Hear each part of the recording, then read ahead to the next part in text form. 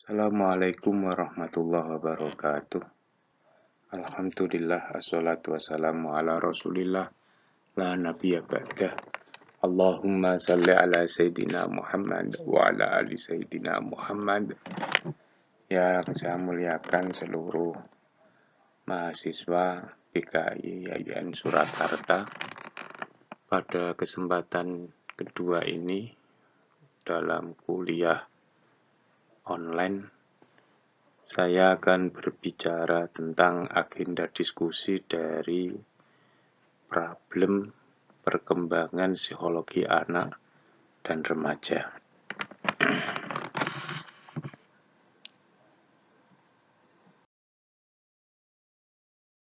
Agar forum ini ada manfaat dan barokahnya, marilah kita awali dengan bacaan umul kitab. Ala hadhini wa kullitiyah as-salihah. Al-Fatihah. A'udzu billahi minasyaitonir rajim. Bismillahirrahmanirrahim. Alhamdulillahirabbil alamin arrahmanir rahim maliki yaumiddin. Iyyaka na'budu wa iyyaka nasta'in. Ihdinas siratal mustaqim. Siratal ladzina an'amta 'alaihim ghairil maghdubi 'alaihim waladdallin. Amin. Tema diskusi kita selama satu semester adalah yang pertama, memilih pasangan hidup. Yang kedua, pilihan hamil. Yang ketiga, pendidikan anak prenatal. Yang keempat, pendidikan pasca natal. Yang kelima, pendidikan anak usia 0-7 tahun. Yang keenam, pendidikan anak usia 7-13 tahun. Dan yang ketujuh, yang terakhir adalah pendidikan anak usia 13-18 tahun. Tema yang tadi saya sebutkan jumlahnya ada 7, nanti dijadikan sebagai tugas makalah. Adapun makalahnya sifatnya adalah individu, jadi yang mengambil mata kuliah saya semuanya harus membuat makalah. Makalahnya dikumpulkan 2 minggu setelah penugasan. Jumlah minimal dari makalah ini 7 lembar dengan kriteria batas kiri dan atas 4 cm, batas kanan dan bawah itu 3 cm, adapun untuk spasi 1,5. Isi makalah terdiri dari 1. Latar belakang masalah, 2. Rumusan masalah, 3. Pembahasan, dan keempat adalah kesimpulan. Jadi 7 ini jangan sifatnya putus-putus ya, misalnya rumusan masalah itu cuma 1 lembar, cuman 3 baris atau 4 baris itu jangan ditaruh di 1 lembar, tapi merupakan lanjutan dari latar belakang masalah. Kemudian kalau sudah jadi, dikirim ke koordinator kelas atau ketua kelas, lalu dijadikan folder oleh ketua kelas dan dikirim ke email saya, yakni kangholil74@gmail.com. Di sini saya perlu menjelaskan tentang item-item yang merupakan bagian dari makalah. Yang pertama adalah latar belakang masalah. Masalah itu apa? Masalah adalah antara idealitas dengan realitas itu tidak nyambung, ada gap, ada celah.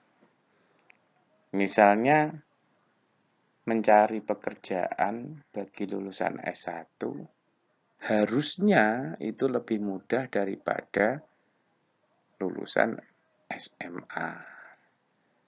Tapi nyatanya malah yang mengambil S1 itu kesulitan atau tidak diserap oleh pasar ketimbang anak SMA. Mengapa? Karena kalau S1 gajinya itu lebih daripada yang SMA.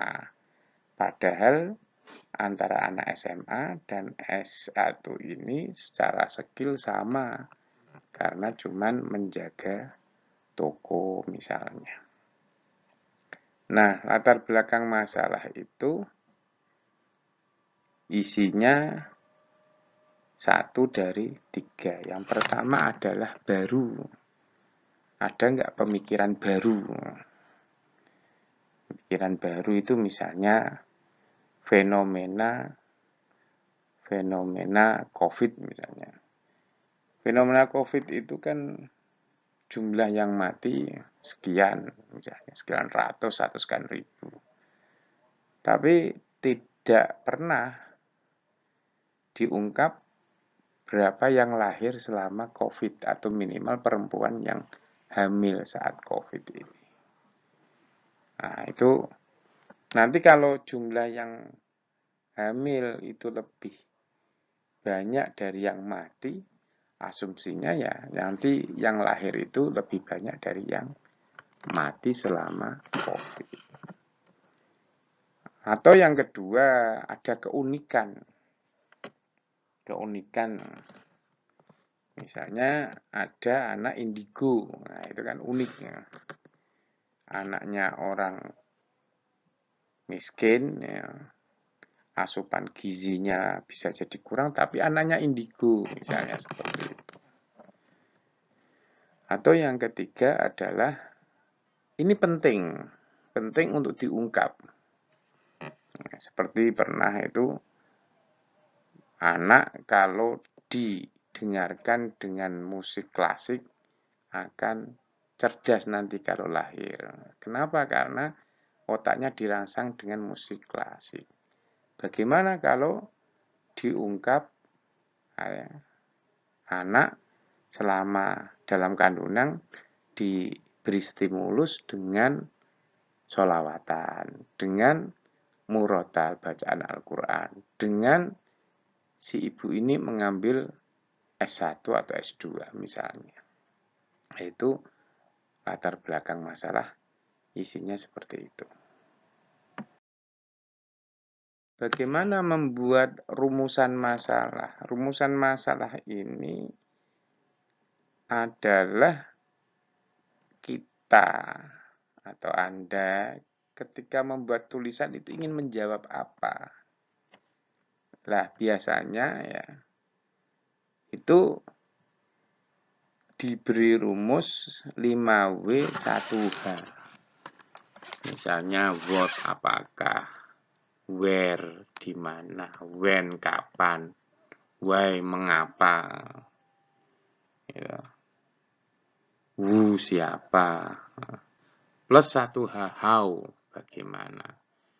Jadi misalnya rumusan masalah ini berbicara mengapa ya toh anaknya orang yang memiliki IQ tinggi 180 misalnya, kok anaknya tidak ada apa?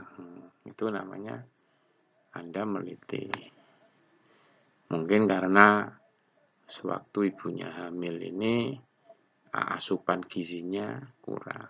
Atau misalnya ada pertanyaan, bagaimana seandainya perempuan atau calon ibu ini yang sedang hamil diberi asupan ya vitamin baik nabati maupun hewani, tapi sebenarnya si ibu ini dalam tanda petik, mohon maaf, bodoh misalnya. Nah, ini anaknya IQ-nya bisa tinggi enggak? Misalnya seperti itu. Jadi rumusan masalah adalah bagaimana Anda itu membuat kata-kata atau kalimat yang di situ nanti pertanyaan dari riset Anda, riset question-nya. Dan nanti akan dijawab pada pembahasan dan disimpulkan. Pembahasan dari makalah Anda itu menjawab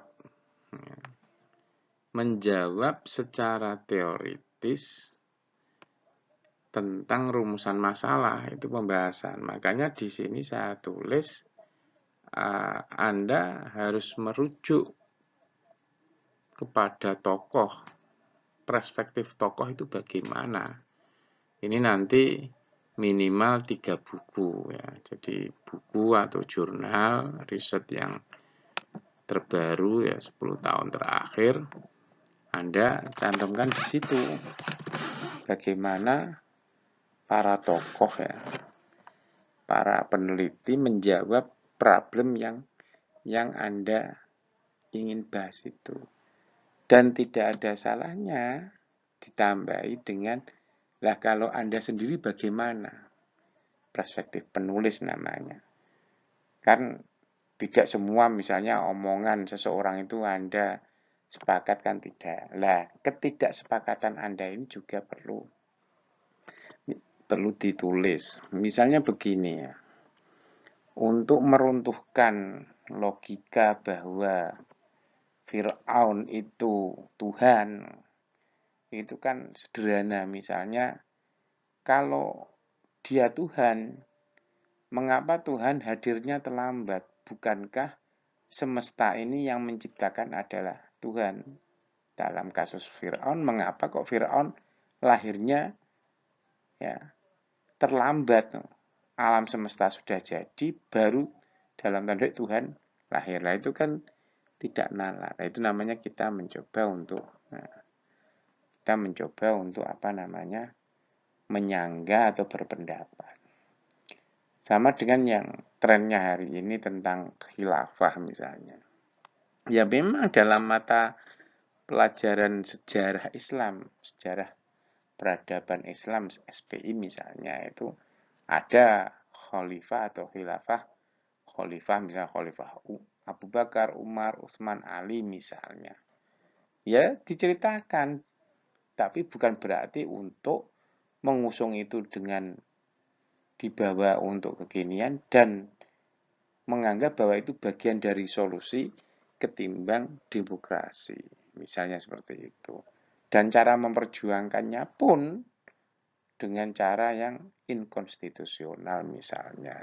Ya ini itu namanya Anda boleh berperspektif dalam riset Anda atau dalam makalah Anda ini. Kesimpulan merupakan jawaban dari rumusan masalah Anda. Setelah rumusan masalah Anda buat ya, kemudian Anda paparkan dalam pembahasan berdasarkan perspektif tokoh, caranya mengutip atau mensitasi istilahnya sekarang itu 3 buku atau 3 jurnal. Nah, kemudian kesimpulannya apa? Jadi kesimpulan merupakan jawaban dari rumusan masalah. Itu yang bisa saya sampaikan dalam kesempatan kuliah yang kedua secara online. Semoga ada manfaat dan barokahnya. Walafu. Assalamualaikum warahmatullahi wabarakatuh.